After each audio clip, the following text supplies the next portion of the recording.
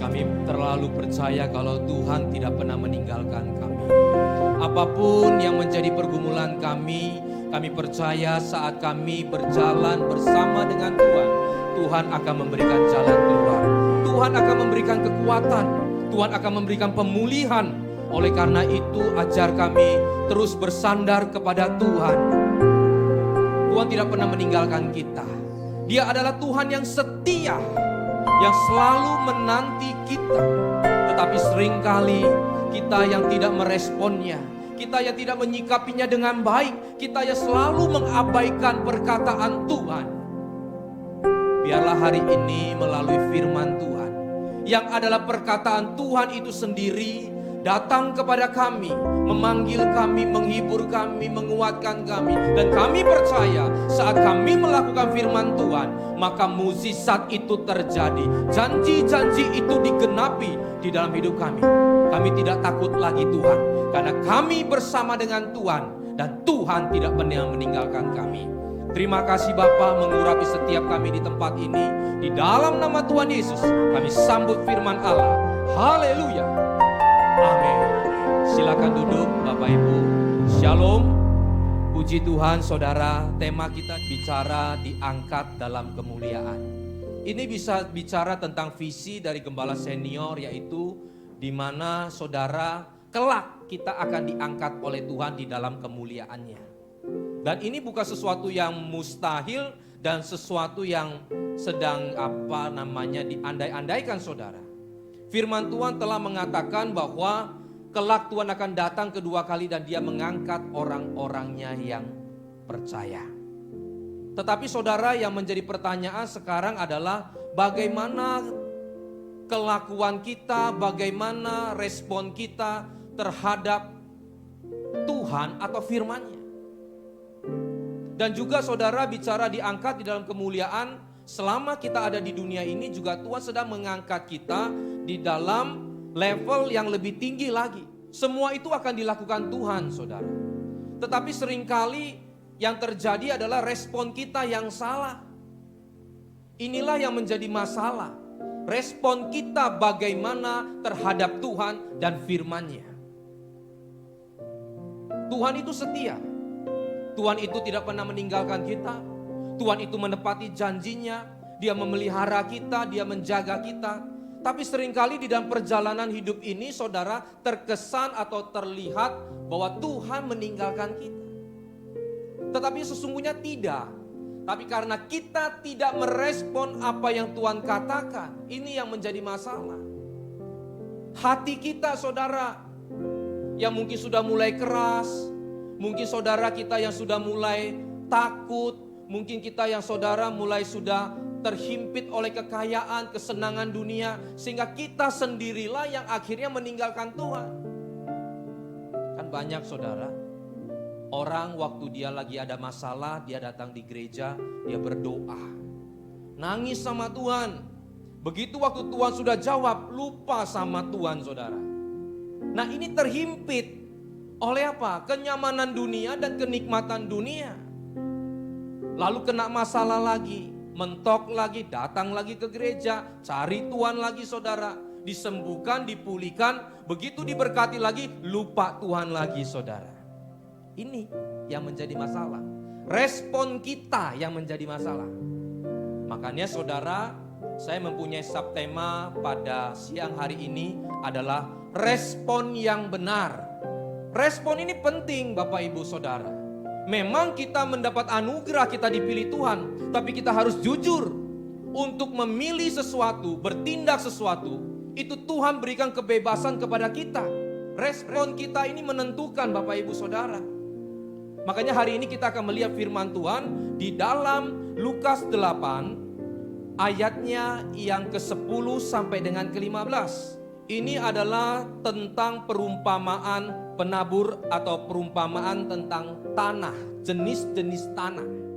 Lalu ia menjawab, kepadamu diberi karunia untuk mengetahui rahasia kerajaan Allah. Tetapi kepada orang-orang lain, artinya orang di luar Tuhan, di luar Kristen, hal itu diberitakan dalam perumpamaan, supaya sekalipun memandang mereka tidak melihat, dan sekalipun mendengar mereka tidak mengerti. Sudah dikasih perumpamaan pun tidak akan mengerti. Karena apa saudara?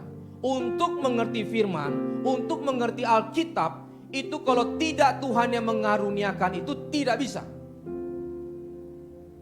Gak bisa saudara. Dan ini sebetulnya menjadi kunci untuk awal orang bisa mengerti Tuhan, mengerti rahasia-rahasia berkat-berkat rohani di surga tanpa dikaruniakan Bapa kepada kita melalui anaknya Yesus Kristus, maka tidak bisa. Dan kalau saudara baca ayat sebelumnya, itu di mana Yesus sedang mengajar tentang 4 jenis kan tanah. Ya, nanti kita akan bahas itu. Lalu di tengah-tengah ayat 10 ini disisipkan tentang di mana harus dikaruniakan baru mengerti. Lalu nanti ayat 11 sampai 15 itu baru dijelaskan tentang 4 jenis tanah itu. Maksudnya apa? Saudara, beberapa perumpamaan atau beberapa perikop di dalam Alkitab ini seringkali ditulis seperti ini. Teori ini dikenal dengan teori hamburger. Saudara pasti pernah makan hamburger ya. Hamburger itu rotinya di atas, daging, sayur, tomat, sayur itu di tengah, lalu roti lagi di bawah. Jadi ada di atas roti dan bawah, saudara, tengahnya ini daging nih. Ini isinya nih saudara. Jadi kalau tengah ini diambil, dia bukan jadi hamburger, tapi jadi roti keset mungkin kira-kira gitu. Artinya apa? Artinya bagian tengah ini sangat menentukan. Nah inilah yang terjadi pada ayat 10 ini. Di mana dikatakan kalau Tuhan tidak mengaruniakan, maka tidak ada satu orang pun yang mengerti. Artinya memang ayat firman Tuhan ini untuk orang yang sudah menerima kasih karunia. Untuk orang-orang yang sudah percaya Tuhan saudara. Tetapi firman Tuhan itu tidak stop sampai di sana. Sekedar menerima kasih karunia. Makanya muncullah perumpamaan dengan 4 jenis tanah. Disinilah saudara yang mengajarkan kepada kita, atau 4 jenis tanah itu bagaimana setelah kita menerima kasih karunia, kita merespon kasih karunia tersebut. Jadi respon kita ini menentukan. Mari kita lihat ayatnya yang ke-11. Inilah arti perumpamaan itu. Benih itu ialah firman Allah. Ayat 12. Yang jatuh di pinggir jalan itu ialah orang yang telah mendengarnya.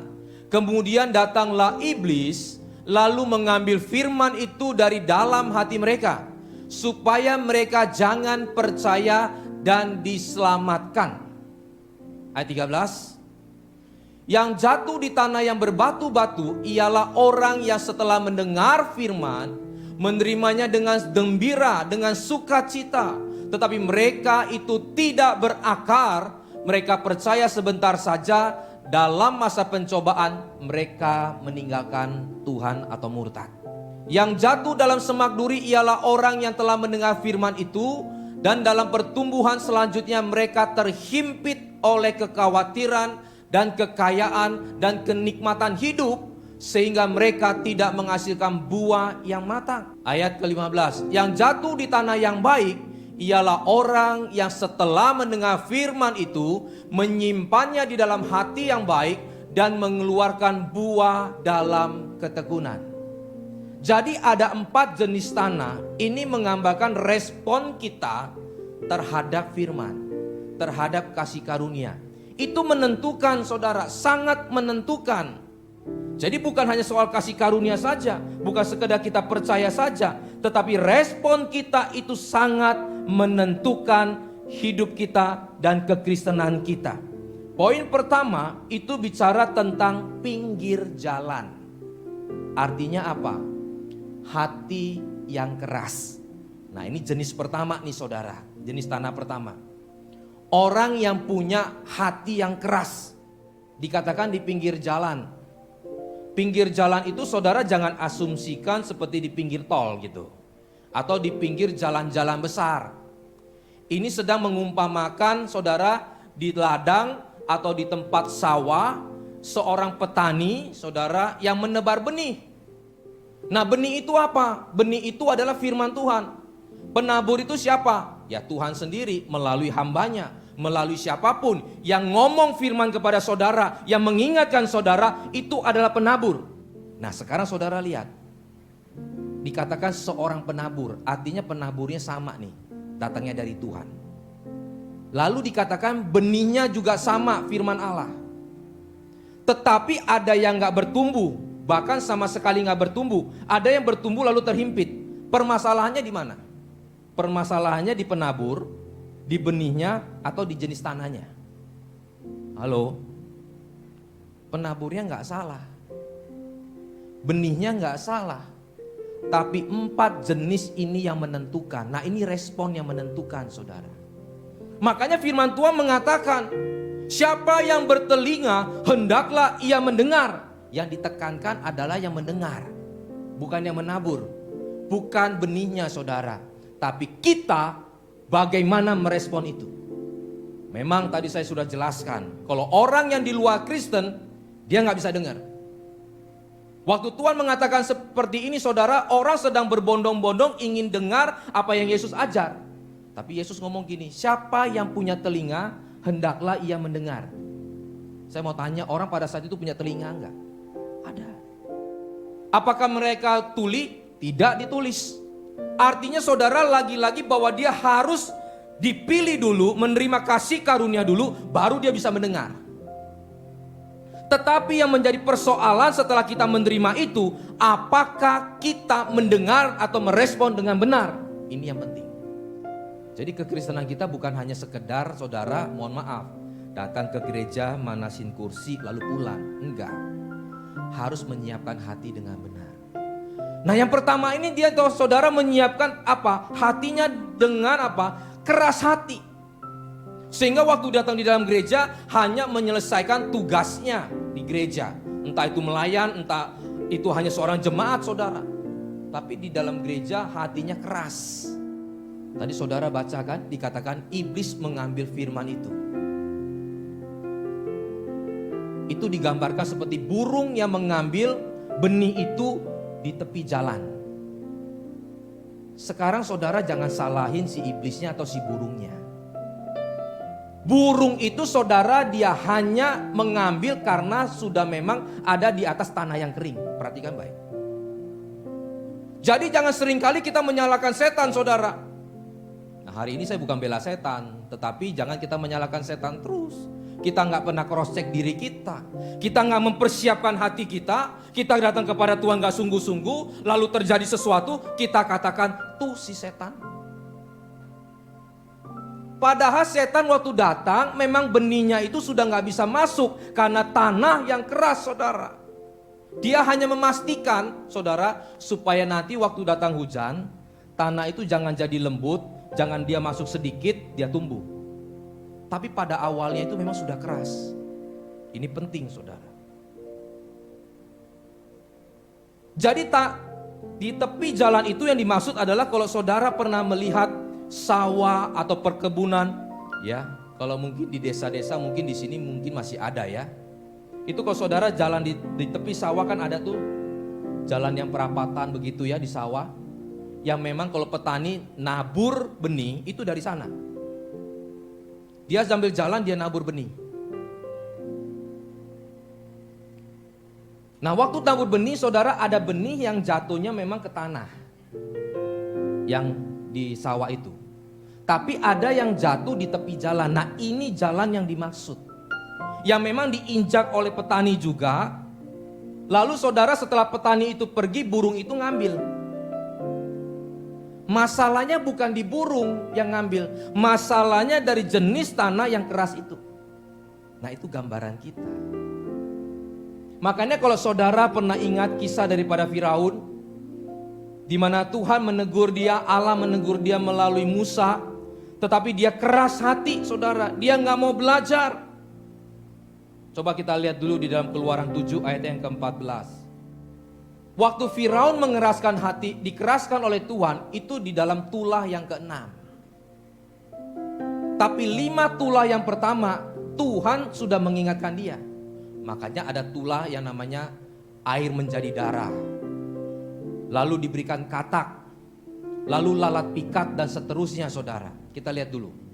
Berfirmanlah Tuhan kepada Musa, Firaun berkeras hati. Saudara catat baik, Firaun yang berkeras hati. Nanti di ayat yang ke-6 baru di situ Tuhan mengeraskan hati Firaun. Mengeraskan hati Firaun di sana lebih kepada Tuhan sudah tahu memang orang ini memang ya bebal gitu saudara. Ia menolak membiarkan bangsa itu pergi. Ayat yang ke-22 kita lompat setelah tulah itu diberikan. Tetapi para ahli Mesir membuat yang demikian juga untuk ilmu-ilmu mantra mereka. Sehingga hati Firaun berkeras dan ia tidak mau mendengarkan mereka. Keduanya seperti yang telah difirmankan Tuhan.